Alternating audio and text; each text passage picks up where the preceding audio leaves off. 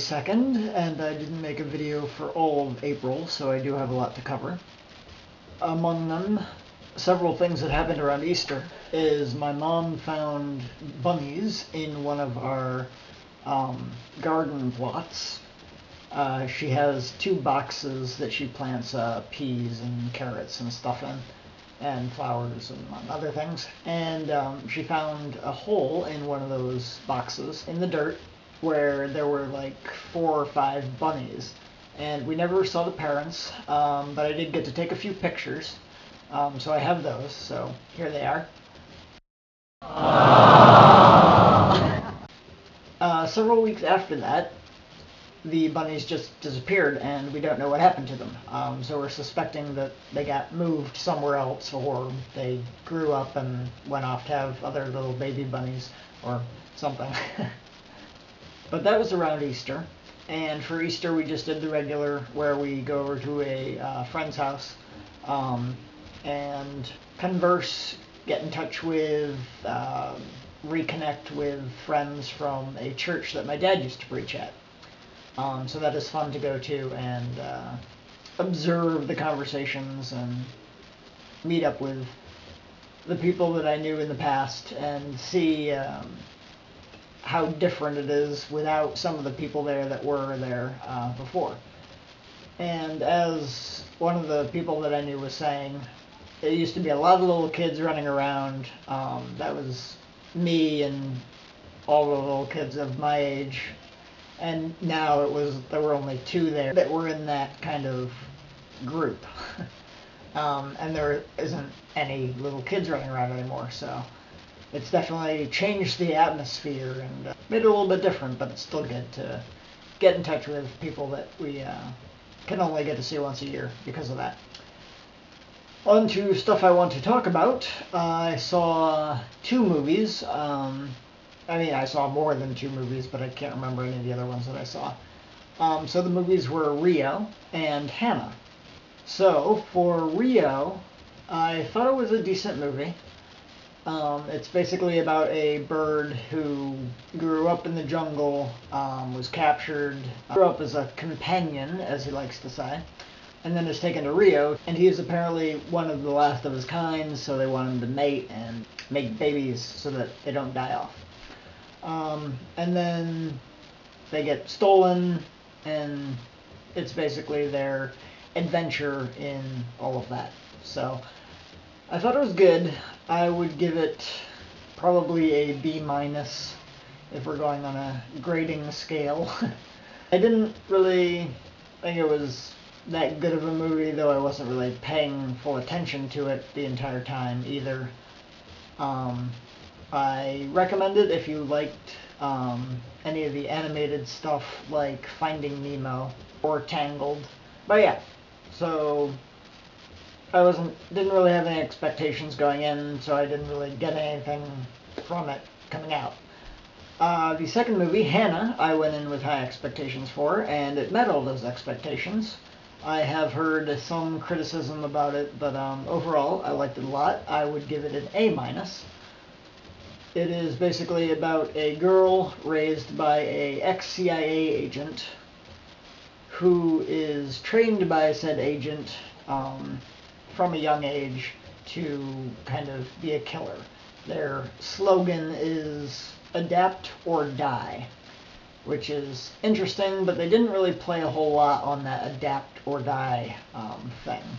I mean, there is some adaptability within the movie, but it doesn't really have the consequence of dying.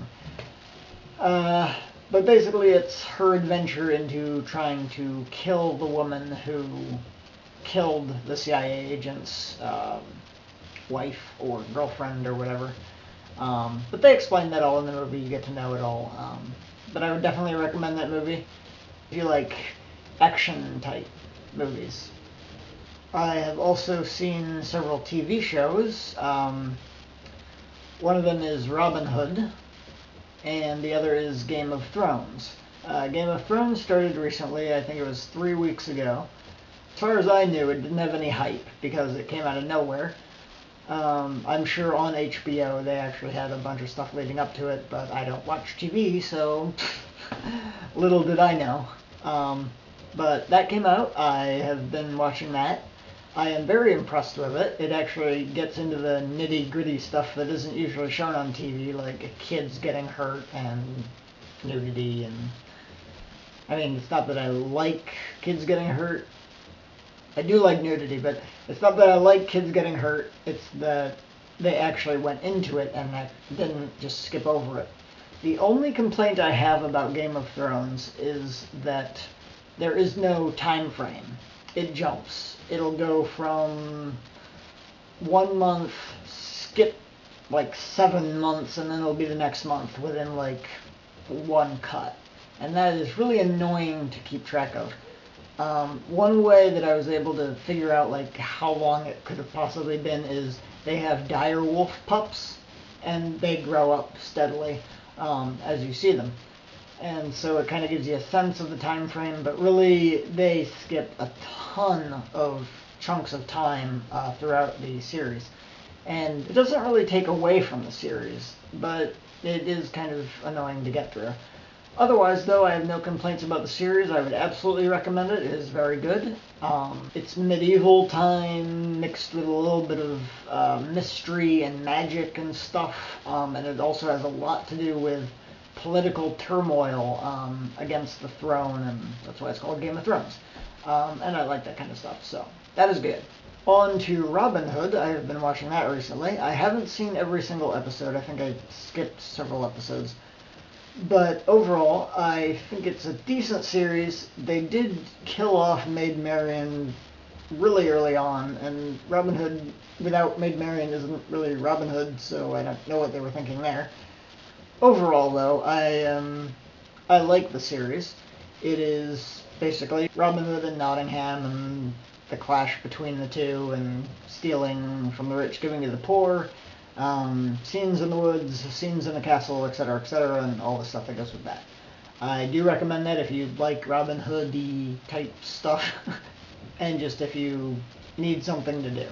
Now, off the topic of movies and TV series, but still on the topic of kind of camera work, I've noticed that some people that I watch, I don't know whether they just forget or they still don't know, but when you're taking a video with a camera and you hold it sideways either way or upside down, yes, the picture stays right side up on the screen, but when you put it on YouTube or some other video site, it actually goes around to the sides or it's upside down.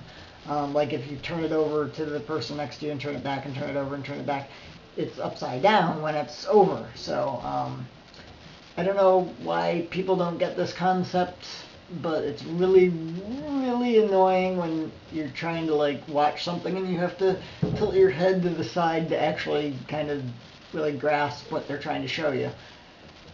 I don't get why people don't get it, but yeah, I'll get through it, I'm sure. Now, with that stuff out of the way, the most recent stuff that I've been doing is I've been staying over at Matt and Jenny's apartment for quite a while, and basically we just watch TV shows, YouTube videos, we play Crossfire and Warcraft 3, and we play browser-based games. So that's about all we do there. But I've been over there at least 2 weeks or more, thereabouts. So I've been having a lot of fun over there, doing stuff with them, hanging out. And I also recently got reconnected with a friend from high school who lives in the same apartment building as them. And so we went out to the park, me, Matt, and her, and played Scrabble. She's a terrible Scrabble player, but that's alright, because that means that I don't lose. But that was fun as well, getting back in touch with her. So with all the stuff that I've done for the past month plus, I have a question.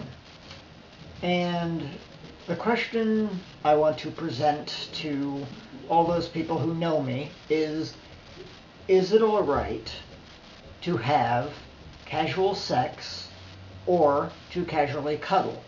Now, those are two different things, and they sometimes have very different meanings.